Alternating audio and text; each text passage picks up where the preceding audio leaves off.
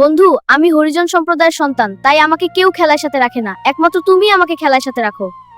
আমার বাবা বলেছে সবার উপর মানুষ সত্য, তাহার উপর নাই, তাই তুমিও মানুষ আমিও মানুষ, কিসের এত ভেদাভেদ? চলো খেলি, চল।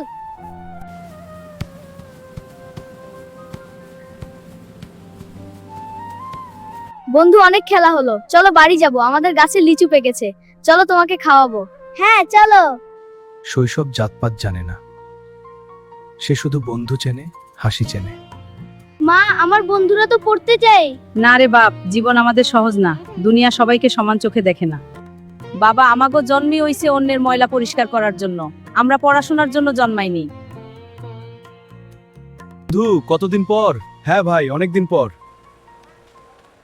আরে শুকনা তো মেথর, হারুন কি পাগল হইছে? মেথরকে জড়িয়ে ধরছে। ছি ছি ছি। বন্ধু রক্তে থাকে, তার জাত লাগে না, ধর্ম লাগে না। তোমরা নিজেদের কি মনে করো? সবাই তো তা ভাবে না বন্ধু। থাক বন্ধু, সবাই তো আর সমান হয় না। হারুন, তুমি শিক্ষিত লোক, সমাজের নিয়ম আছে। মাতবর সাহেব, আপনাকে সম্মান করি তাই ছোট করে বলছি, সমাজের নিয়ম যদি মানুষকে ছোট করে, সেই নিয়ম ফেলে দিতে হয়। তুমি কি আমাদের রীতি ভাঙতে চাও? মানুষ বড় রীতি নয়, তাছাড়া সে মেথর, সেটা তার অপরাধ নয়। আপনারা জাত বলে কি মানুষকে মাপেন?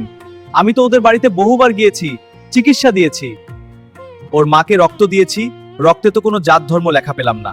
ওরাও মানুষ, আপনাদের মতোই। আরে শুকনা বন্ধু, কই গেছিলা? আসো বাড়ি আসো। বন্ধু তোর ভাবি কোয়েল পাখির গোস্ত রান্না করেছে, আসো। না বন্ধু, আজ যাবো না, গোসল করতে হবে, বিকালে একসাথে চা খাবো। কোথায় গিয়েছিলে? নবীনাবাদ। যাই বন্ধু। এই কারণেই আমাদের একসাথে কাজ করতে হবে। আমরা যদি ঐক্যবদ্ধ থাকি তাহলে কোনো সমস্যাই আমাদেরকে আটকাতে পারবে না। একটা সত্য আমরা ভুলে যাই, সবার উপর মানুষ সত্য, তার উপরে কিছু নাই।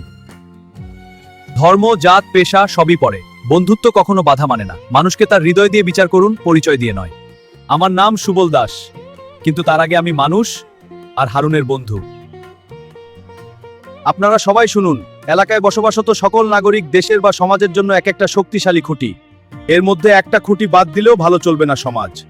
তাই এলাকার সব পেশার মানুষকে সম্মান করতে হবে।